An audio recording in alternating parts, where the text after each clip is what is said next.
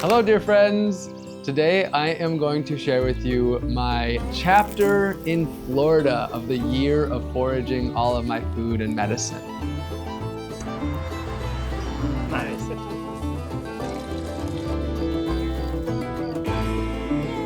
This is the months of January and February through the winter, and this is months 4 and 5.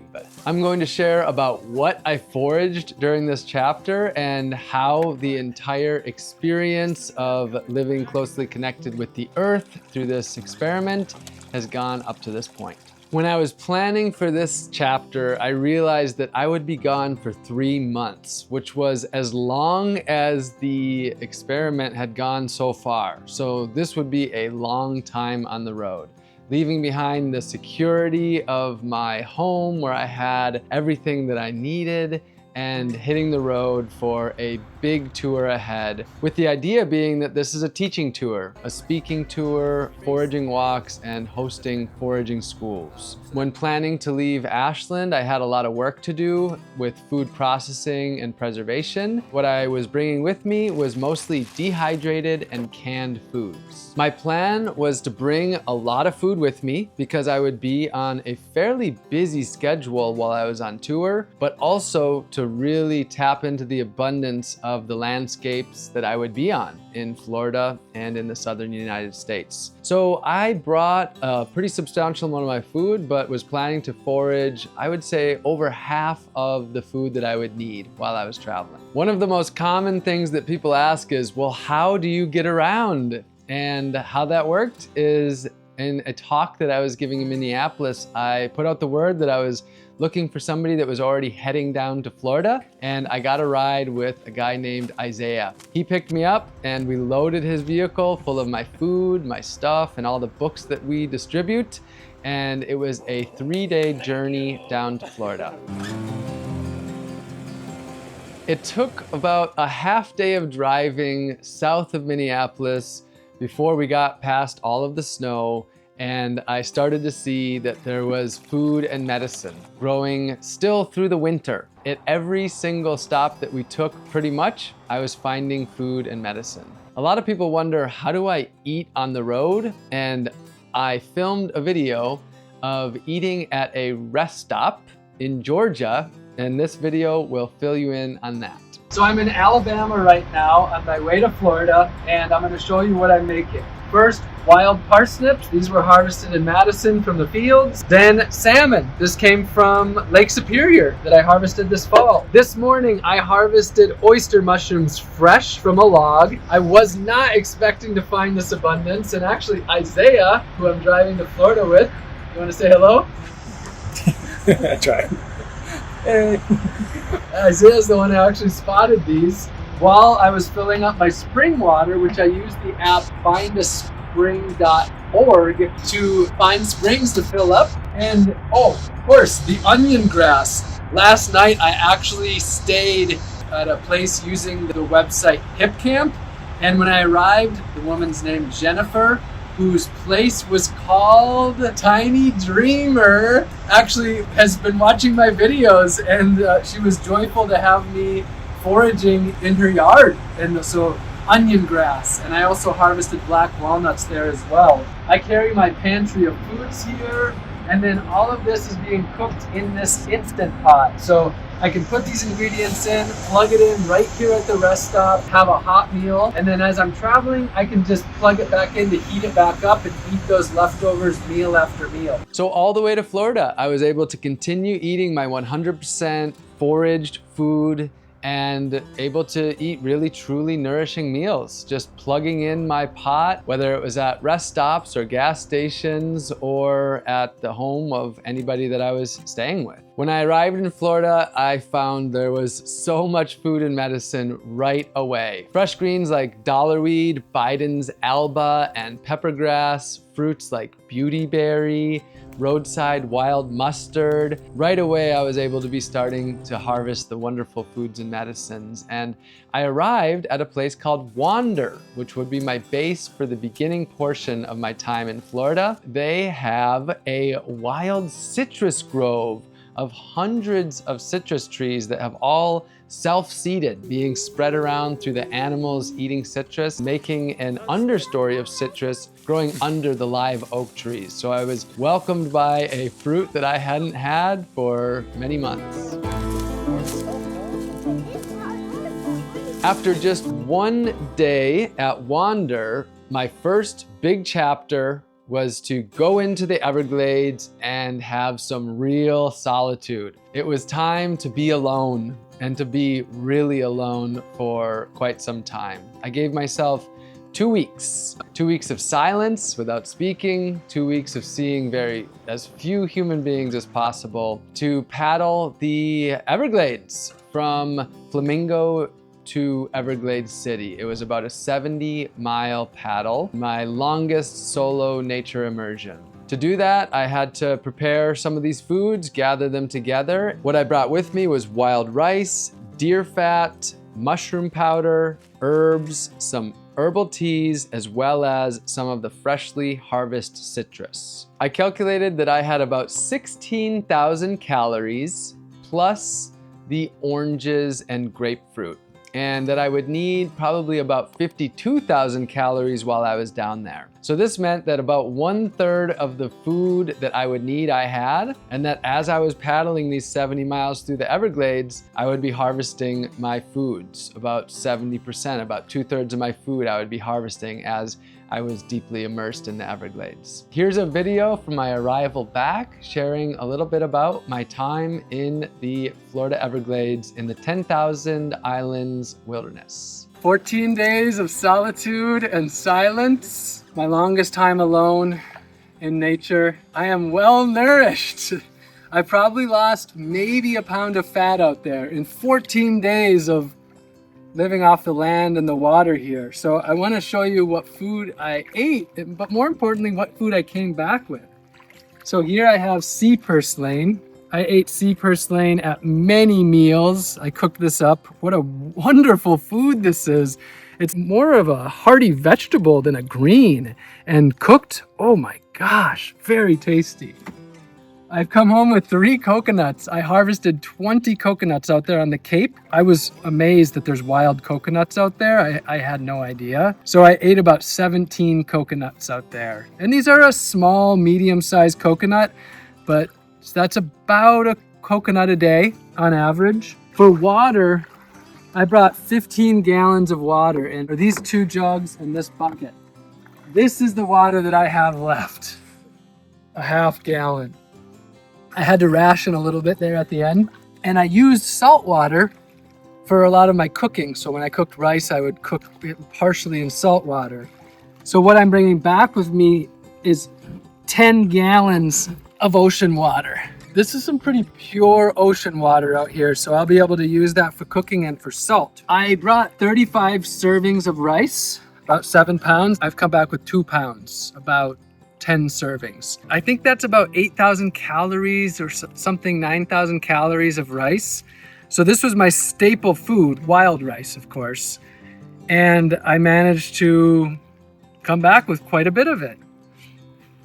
And then also deer fat. This was full and there's about 8 ounces left. So I used about 8 of 28 ounces or so of my deer fat. So those are my staples, and I managed to not exhaust them. I didn't really use my greens, but I drank herbal teas. I used a little bit of my mushroom powder. I finished up my herbs. And then of course I ate all those oranges and grapefruits. I finished those by day 6. Now what I was really eating out there was fish. I caught 28 pounds, probably ate a good 24 pounds, and a few of those pounds are not eaten because of bones and the intestines and such.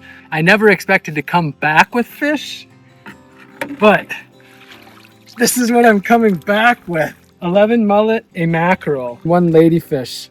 I caught these mullet yesterday. I've been keeping them on just continuously switching out the water. So I'd say they're still good. And then the mackerel was a gift this morning from the more open waters that I was paddling through. I ate sea trout, redfish, jacks, ladyfish, mullet, and maybe one other type of fish. I cooked up some sea trout. This is what I was eating last night and what I'm eating today. I also came across multiple nopal cactuses, the fruit and the pads, as well as Brazilian pepper as well. So there was a lot of food out there. I would say out there about 75% of my diet was food that I foraged. Food that I fished. The other 25% was food that I foraged and brought with me. Of course, a 100% forage diet. And that's by calories is what I'm talking about. So that's pretty substantial. And I found that if I had put in more of an intention, I could have brought no food and lived just off of the food out there. And then lastly, just to show my fishing gear, what I caught the fish on. Amazingly, I caught most of these fish on this $30 fishing pole that I bought at a hardware store in California on my way to Glacier National Park. And this is still the line that came on it. Kind of amazed at how effective this $30 pole is. I used this lure as well as a few others. And then of course, for the mullet, the cast net. And I just have a little 6-foot cast net. So it was challenging. I had to get close to them. So that's the Everglades adventure. And there is much more coming. The next chapter awaits. There you go. While I was all alone camping on a little island, I experienced day 100 of foraging all my food and medicine. And I reflected in that moment and realized that I could not remember what it was like to eat from a grocery store or a restaurant. This was now my new norm. I was truly settling in. I was really feeling very nourished, that the earth could provide me with everything that I needed, and my body was feeling solid, my mind, my spirit feeling very solid. It was a very healing, nourishing, rejuvenating, and refreshing time, a real deep experience of connection, of being at home here on earth. I write in depth about my experience in the Everglades at robingreenfield.org/Everglades Solitude if you want to hear about more of that experience. One thing I'd like to touch a little bit on is that in a lot of national parks and in many places, there are laws against foraging. There's codes against foraging. In the Everglades in particular, there's a code against harvesting any plants. Fishing, completely legal and in code, but harvesting plants, not allowed. So I want to touch just a little bit on that. Some people would be concerned about that. Some people might even be kind of feeling frustrated or disappointed or angry hearing me talk about foraging in this space. But what's really important to realize is that when I'm foraging, I am thinking about this environment in which I am in. And I am thinking about how I can be in this environment in a way that is not only neutral, as some would say, leave no trace, but not destructive, but can actually be beneficial. This requires critical thinking. The idea of these codes, of course, is to protect these ecosystems for the earth, for the plants and animals, and for the benefit of every human being who visits there and who doesn't visit there. So there is a way to do that, and one example of that is eating plants that are introduced to this ecosystem that are considered invasive. An easy example of that was the Brazilian pepper that I harvested while I was down there. No harm whatsoever to the ecosystem to harvest the Brazilian pepper. There's actually substantial efforts to remove the Brazilian pepper. So by harvesting plants that are considered invasive, it's actually an ecosystem service. The coconuts. Coconuts are not native, they wouldn't be considered invasive, but those are just coconuts that likely washed up from the Caribbean onto the Cape in the Everglades. Harvesting those coconuts does no harm to the ecosystem and is not competing with any of the animals there. They're not dependent upon the coconuts. Then you have sea purslane, for example, and sea purslane is really important for helping with preventing erosion on these islands. And if every single human being came in there and wantonly harvested the sea purslane, that would do damage. But the key for me is that I can see when there are, sea purslane patches that are 30 yards, 50 yards long.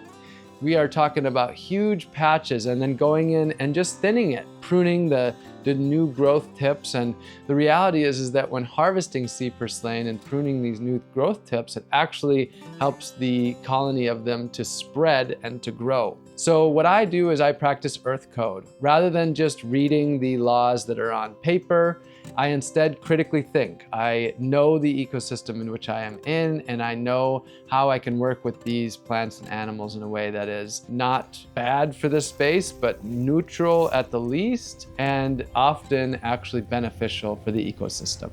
From the Everglades, I now had a week of serious harvesting. The idea being that I wanted to harvest about a 2-month supply of food in a 1-week period, so that for the next 2 months, I would be able to really focus on the talks that I would be giving, the plant walks, as well as the foraging schools that I would be hosting. So I settled in at a place called Wander with friends Wendell and Nancy, fellow Earth stewards, and I had a couple of people who had volunteered to support me to work together in harvesting and processing food.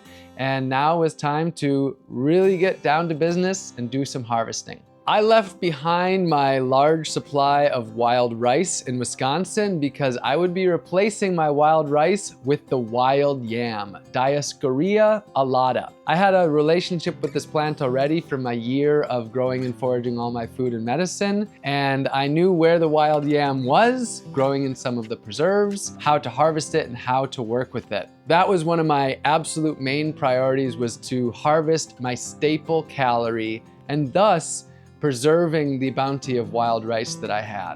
The wild yam is a plant that is considered invasive as well. It was introduced from another ecosystem, and actually in the forests of Florida, it does real harm because the vines crawl up, choke out the trees, and compete with the native plants. I go to a place called Oakland Nature Preserve where I have a relationship with the group there, and they are happy for me to come and dig up these wild yams, take them out of there, and help to reduce the amount that they're spreading. The largest wild yam I've ever harvested was 157 pounds. Over this week, I harvested about 100 pounds of wild yams with my friend Eric Joseph Lotus, and in under 2 hours, we had harvested 100 pounds of wild yam. So we're talking about an incredible food source. We're talking about being able to harvest many, many calorie days in a fraction of one day. How wild yam works is it's basically like potato, giant potato, except slimier. I liberally cut off all the outside peel, and then when it's tender and young, it's a nice white color. And then when it's older, it's a more yellowish color. With that wild yam, I eat it fresh by baking it, by frying it, by boiling it in soups. And then I also dehydrated a lot of it into chunks, and I made a lot of wild yam flour that I could then make tortillas and not quite bread, but flatbread-like biscuits. For the rest of my time in Florida, I carried wild yams with me because they store very well. And in fact, you can actually just chop a chunk right off of them and they will heal. And then you can chop a chunk off of them later. So I ate fresh yams throughout the tour, and then also with my dehydrated flour, was able to make foods with that as well. One of my big objectives during this week was to harvest a wild pig. I know that some people out there are thinking, harvesting a pig, why would you do that? Why would you kill an animal when there are plenty of plants out there? Wild pigs were introduced from another ecosystem. There's over 500,000 of them in Florida, and they do an incredible amount of destruction. They root and they dig up the native ecosystem,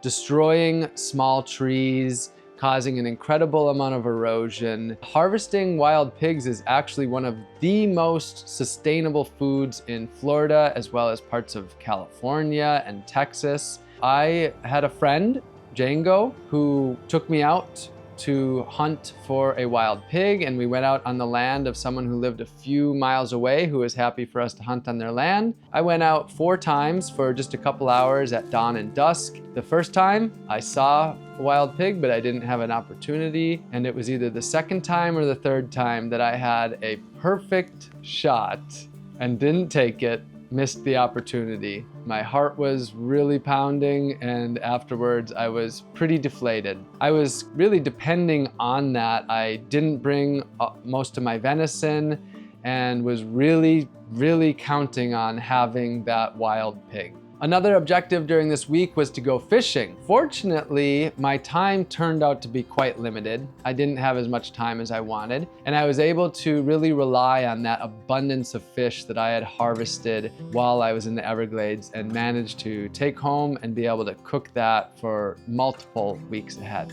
And the fish were able to replace the pig during that time. My ideal scenario was to have both, but having the fish was enough to meet my needs as far as the fat and the calories. My other staple, coconuts. Coconuts are a wonderful food in Florida, and I would venture to say probably 95% of all coconuts that are being grown in Florida are not eaten. How do you know it's good? Many of them are actually thrown into the garbage cans, if you can believe that. What I do when I'm in Florida is I watch for coconut trees. Many of them are in public parks, also in abandoned lots, a lot of places where houses have been lost due to hurricanes. There's many coconuts, and then as well as just in front yards. What I'll do is I will simply knock on the door, ask, do you eat your coconuts or are they going to waste? More often than not, people don't eat their coconuts and they're very happy to share them. The vast majority of my coconut harvesting, though, has been in public parks. Throughout Fort Myers and Fort Lauderdale, Southern Florida is the premier place for coconuts. During this time, I drank an abundance of coconut water, a wonderful hydration, and just a really joyful food. And I broke a lot of these coconuts open and processed them. What I was going for primarily was not the green coconuts, which have wonderful water and some jelly sometimes.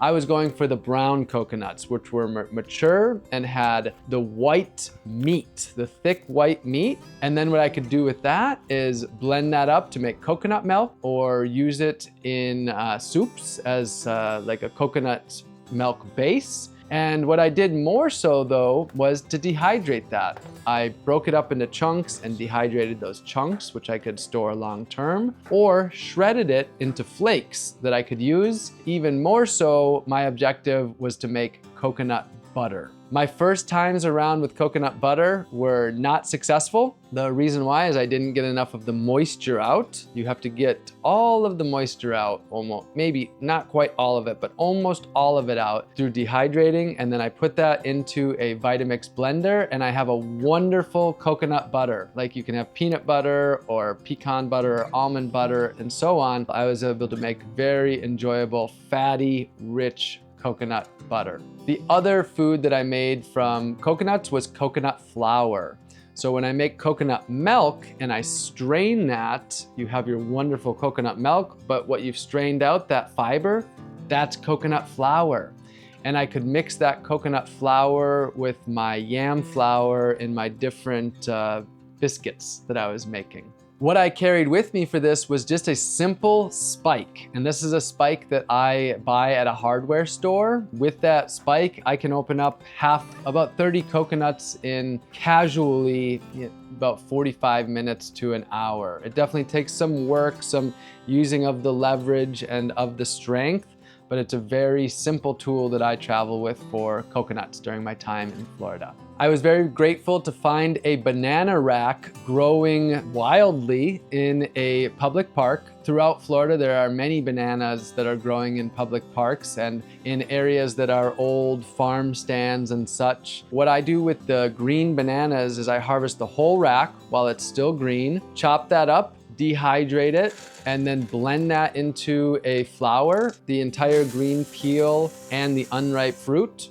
blends together into a flour. So bananas aren't really so much of a fruit for me generally when it comes to my wild harvesting of bananas, and my primary fruit came from citrus. There is so much citrus growing around Florida. Much of it is in understories of live oaks. That's a wonderful place to find them growing, as well as city parks and empty lots. I find them growing in some of the state parks in the woods. Many of these are spread through animals, and then some of them are just ones that have been grown in public places, often going to waste. I enjoyed a lot of citrus during this time of preparation and was able to harvest enough citrus to bring me through the Florida tour, along with the citrus that I continued harvesting around Florida. When I arrived into Florida, I still had an abundance of salt that I had harvested in the beginning of my time in Portland, Maine, but it was time to make more salt as well. I brought back 10 gallons of ocean water from the Everglades, and at foraging school, I boiled that down to make into my salt. Ocean water is about 3.5% salt. So that means a 5-gallon bucket of ocean water has about 1 pint of salt. It's a very simple process of making. I will sometimes boil it down. In the ideal scenario, I'm already having a bonfire and I will put it on there so I'm not using extra resources. When I am on the road though, sometimes I will just simply put it into the Instant Pot and it just boils off. I can set that outside and then just keep topping it off. Better yet, I pour it into glass baking trays and let the sun do the work through dehydration. And in a glass baking tray, it takes about a week for that whole amount to evaporate and then to be left with salt crystals. The other thing that I do is I just carry the salt water with me, and then when I'm cooking soups and stews and things like that, or wild rice, I'll just use that ocean water as part of the broth or part of the water for the cooking, and that way I don't even have to make salt or really do any extra work. I'm just able to use that in my cooking. Another staple that I harvested during this time is Yaupon holly. The genus and species is Ilex vomitoria. This is one of the only caffeinated plants that grows wildly. It's said to be the only caffeinated plant that grows in the continental United States. It grows abundantly through the Gulf Coast area, from North Carolina down to Florida and over to Texas. It's a relative of yerba mate. It has the same nutritional profile basically as yerba mate or green tea. Yaupon holly is an incredibly abundant resource in Florida. It's something that's grown commonly as a landscaping plant, and it also grows abundantly in the wild as well. I actually don't drink it myself because caffeine gives me a racing heart, but I love to serve Yaupon holly at foraging school to help people see an alternative to coffee, an alternative that is actually truly beneficial to our earth. And then of course, wild greens. I ate wild greens while I was at Wander, wherever I was going, harvesting wild greens. But the big challenge, there was some serious cold in winter, and a lot of the wild greens and many of the plants died back substantially, which made for much more challenging foraging. During this time, I got a lot of help from people. Some people, see what I'm doing and they think it's very individualistic. And yes, there is an element of individualism here. I am certainly the only one that's foraging all of my food and medicine in this experience and experiment, but I couldn't do this without the support of others. So much of the harvesting and processing is done with others. Often it's foragers, experienced foragers, taking me to the places that they already know, sharing their knowledge, and people who don't know what they're doing but are really wanting to learn, who join me and then help me with the harvesting and the processing.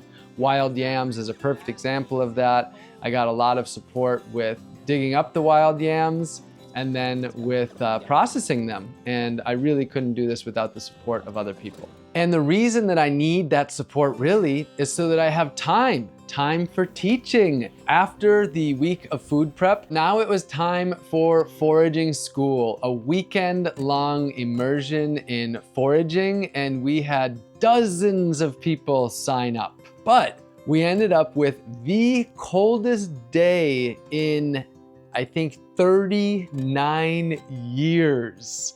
Got down to about 18 degrees there in Central Florida. And that was really challenging for a lot of the Floridians. But many people still came out, and we had about a group of 50 people learning all about the food and medicine that is growing freely and abundantly in Florida. I co-taught with my colleague Eric Joseph Lewis at Wander, along with Wendell and Nancy. It was a truly enjoyable experience. Our meals were primarily locally sourced, including many foraged foods. We really dove in, learning about 24 different foods and medicines and the many different skills that it takes for really being able to break free from the grocery store, from identification, harvesting, processing, to learning about safety and sustainability and ethics of foraging. I'm teaching many more foraging schools this year throughout California, Washington, Oregon, Wisconsin,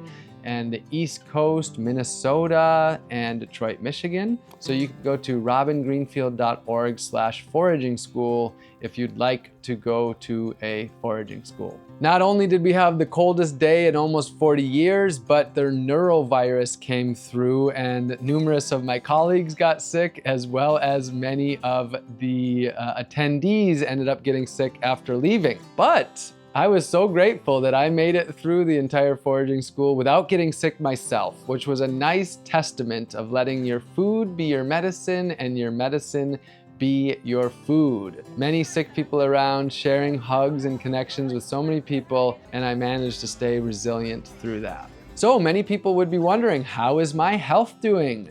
When I was in St. Pete, I stopped into a doctor, Dr. Doug Shapiro, and he had reached out to me through social media early on in the endeavor, saying that he would like to help me with tracking how this is going on a more medical level.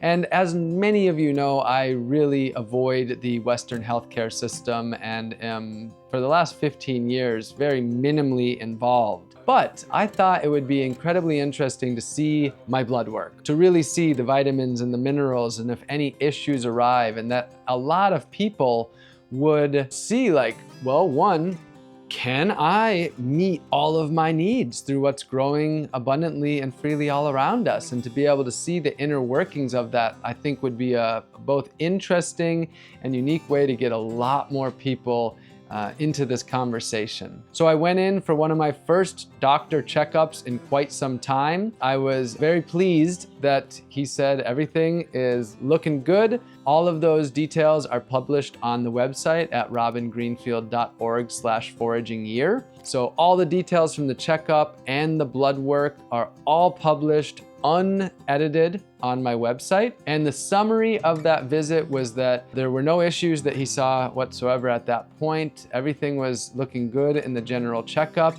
And his encouragement was not to lose any more weight. The weight that I was at, which I had lost a handful of pounds up to this point from the beginning, were in a good baseline state, but he said at about 8.7% body fat that it would be best for me to maintain that and not lose any more weight. I didn't do my blood work then. I did my blood work a little bit later on, and so that will be shared in a future video. One other note on that is I reached 1 year without using a toothbrush, toothpaste, or dental floss, just using twigs and pine needles and fish bones as toothpicks and practicing a very natural hygiene. And I went into a dentist who I had seen years in the past, and she, I was grateful to see, shared with me that she could see no issues. We didn't do x-rays, but 1 year without a toothbrush, toothpaste, or dental floss, that experiment is going quite well so far. So the real reason that I was in Florida, the number one reason, was to do a tour, to share knowledge with the people and help people on this journey of breaking free from the global industrial food system and really deeply reconnecting with the earth. Some people assume that the reason that I went to Florida is because you can't stay in Wisconsin for the winter and that it's an absolute must. And that's definitely not the case. What I had found up to this point is that I definitely had my needs met and would be able to stay through a winter in Wisconsin. And of course, the simple way to do that is you harvest the abundance of the spring, summer, and fall, and then you store that through drying, canning, freezing, wild fermentation, and cold storage, all the different ways of preservation. But I am someone who from a young age didn't want to stick around for the winters and really likes to be warm.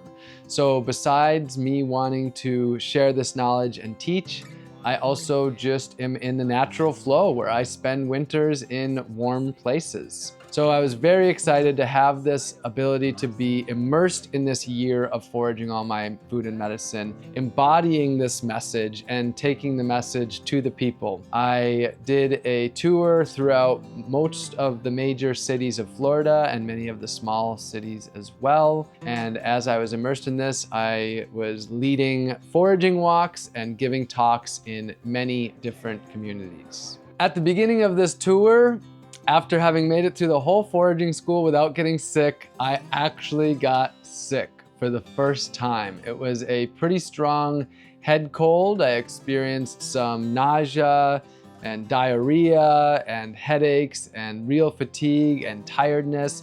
And this lasted through my time in Gainesville, Orlando, and into St. Pete and Tampa, and that definitely made it much more challenging. What I mostly did, I didn't take any medicines. I didn't break out of my commitment to the year of foraging all my food and medicine, no painkillers or anything like that. The main thing that I did is I embraced that I am human, therefore I get sick. It's part of the human experience, and my immune system is designed to, ward that off, and the resilience of my body is designed to be able to heal over time. So I continued eating nourishing foods and taking in the medicines from the land and getting sleep, although I was probably sick because I had spread myself too thin with all of the traveling and all of the talks and plant walks. And I continued on that. So it took a little more time than ideal to get really back into things. And the other big focus of this tour by visiting all of these cities is to do interviews with the media. I was so glad to see that I was able to reach the people of Florida through interviews in almost every city that I was in, with the news channels, the news stations, radio, as well as podcasts and magazines. I was able to reach a lot of people in Florida, helping them to see that, Florida is one place where a lot of people think that all of these foods are toxic and poisonous and they're going to kill you. And through just being able to talk to people through the everyday media outlets, I was able to really help people to see, like, wow, that plant in my backyard isn't poisonous, it's actually edible. While I was there, I also produced a beginner video for foraging in Florida that introduces everyone to 17 different easy to identify plants that can change your life. And that video I highly recommend for anybody who's starting their foraging journey in Florida, and so grateful to have been able to put that out there as something to leave behind for people to have an easy access to the knowledge. So of course, during all of this, there's the real balance of being on the road, staying in new places every night or every few nights, giving talks and plant walks, but continuing the 100% foraged diet. And that can be a real challenge. I was carrying a lot of food in the vehicle. My teammate Marielle did the entire Foraging Florida tour with me. This video, filmed in the Fort Myers area at my friends Brian and Son, shares what I was traveling with. My diet right now is around a lot of Florida foods. This is the giant wild yam, Dioscorea alata. And this is my staple food down here rather than my wild rice. And I eat this in many different ways. Now, as you can see, this takes up a lot of space. So what I do with the wild yam is I dehydrate it into chunks, and then I blend these chunks into flour. So this is my yam flour. I've also made flour from green bananas that I'm foraging here, as well as mature coconuts. So with that, I'm currently learning to make dumplings and tortillas and interesting, unique foods with these different flours. So one of the keys, of course, while I'm on the road, I'm doing a lot of foraging, and it's how do I condense those foods to make it much easier to travel with and help them to fit in the car. I'm eating a lot of coconuts, and you can just see the difference between having them inside of the husk and right here. And then even better is I dehydrate these into chunks that I can eat. I just opened up all of these today. Right now, it's like most days I have foods that I'm processing. Days go by, maybe even multiple days go by, but I've generally got projects open, foods that I'm dehydrating and storing. These yams have been holding over me for a couple weeks, I would say, actually. In northern Wisconsin, I'm eating a lot of venison and fish, and I'm continuing my fish down here. This is canned mullet. So very easy to travel with. This is pressure canned. You can even see the layer of fat that's on the top. Mullet is a very fatty fish, and I've been very productive and successful with catching mullet. So that's my protein, my fat, and my calories to some large degree there between these. And then I'm eating a lot of fruit. So, you know, we have feral or wild oranges and grapefruits. These big grapefruits came from a park in Orlando, and these wild oranges came from the place where I hosted foraging school, where they have this basically wild orange orchard that has popped up over the last decades. Over here is star fruit. I just harvested this in a public park in LaBelle, Florida last night, and that's exciting. That was my first harvest of that. So I'm eating a lot of fresh foods down here. About 50 to 75% of my food that I'm eating right now is food that I'm harvesting while I'm down here in Florida for January and February. So I'm eating a pretty substantially Florida diet. But that said, I brought a good amount of food from Wisconsin with me. I've got pressure canned foods, I've got dehydrated foods. A lot of my herbs and spices are foods that I brought with me from Wisconsin. Things that I can dehydrate and have in a really compacted container.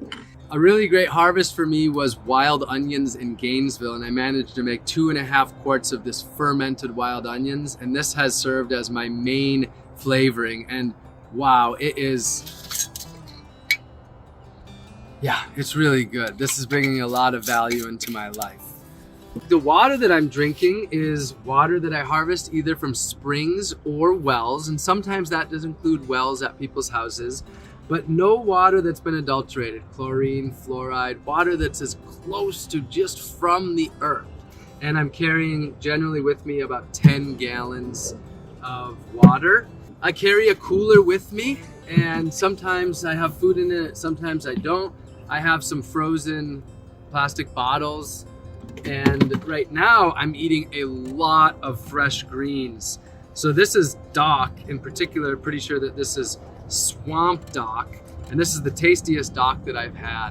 I'm eating a lot of wild mustard, Biden's Alba, Go-To Cola, or a little bit of Go-To Cola, dollarweed, oxalis or wood sorrel. So I'm getting in a good amount of wild greens. What I have over here is my cooker, and that has wild yam in there with coconut and salt.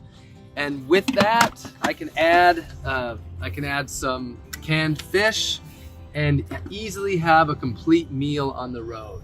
I've got things pretty well dialed in where I'm able to eat really nutritious and delicious foods on the road. In fact, the food is becoming more and more delicious. I'm getting more skilled with this and bringing together the more complete meal.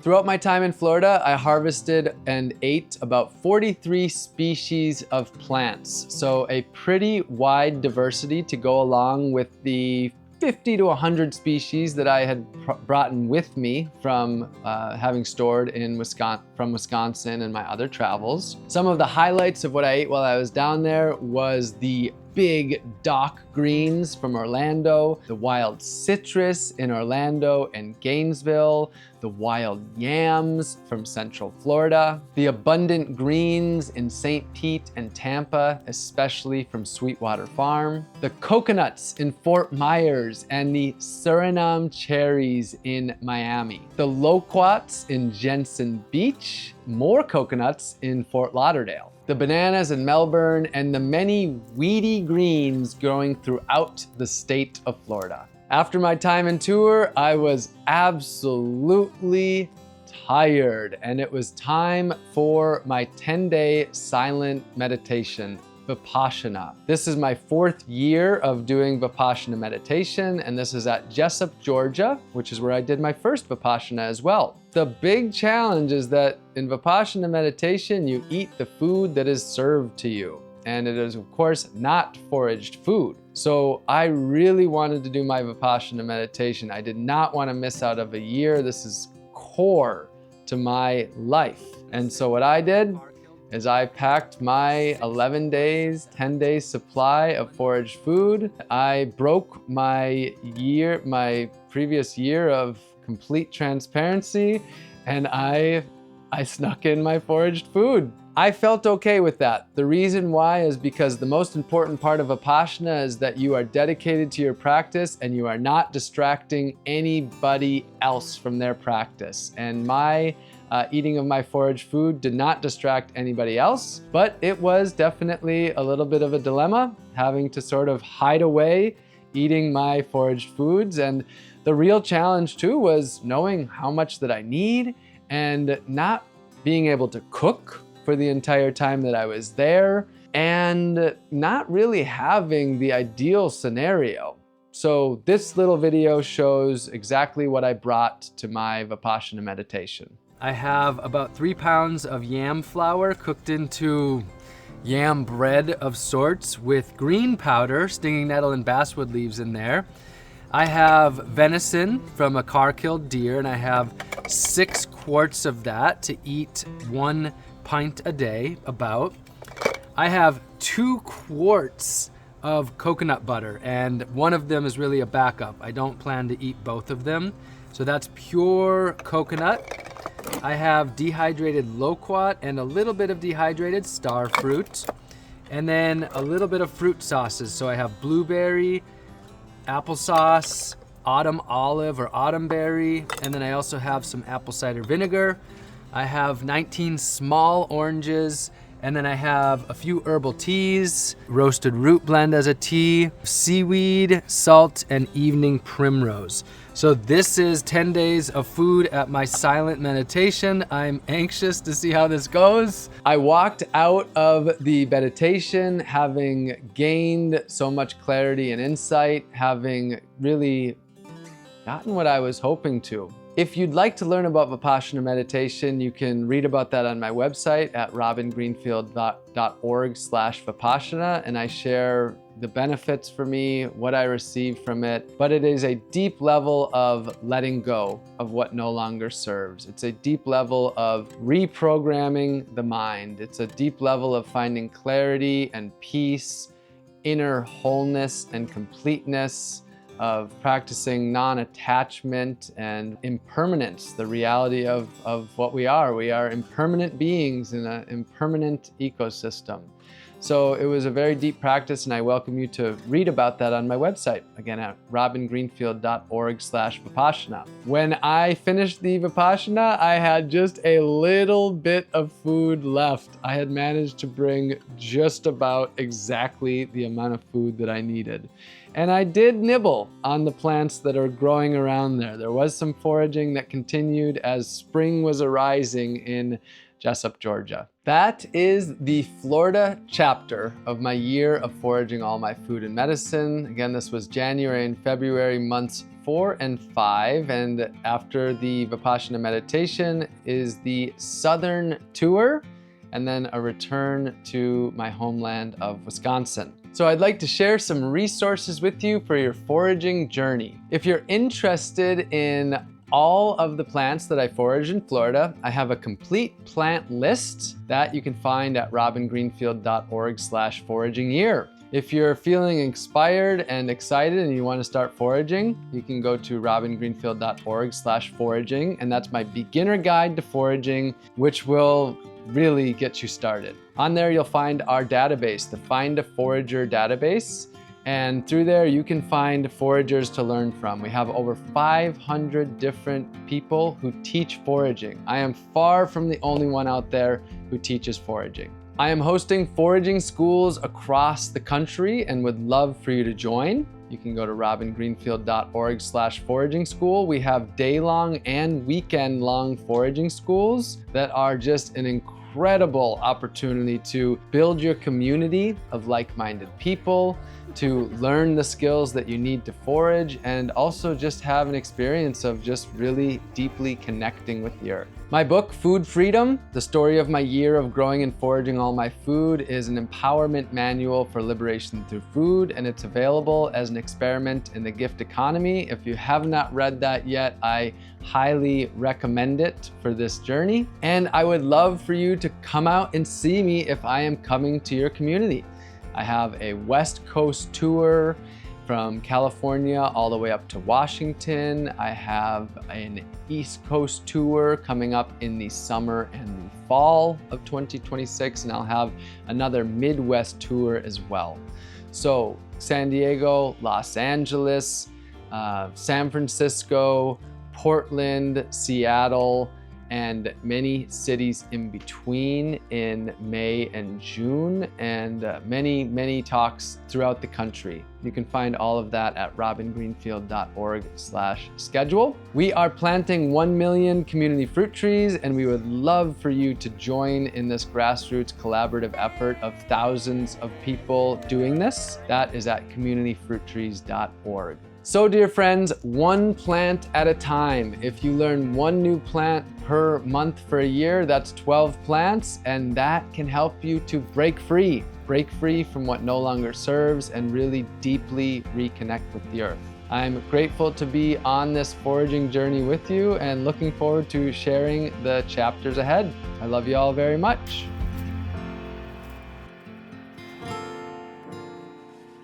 Community Fruit Tree.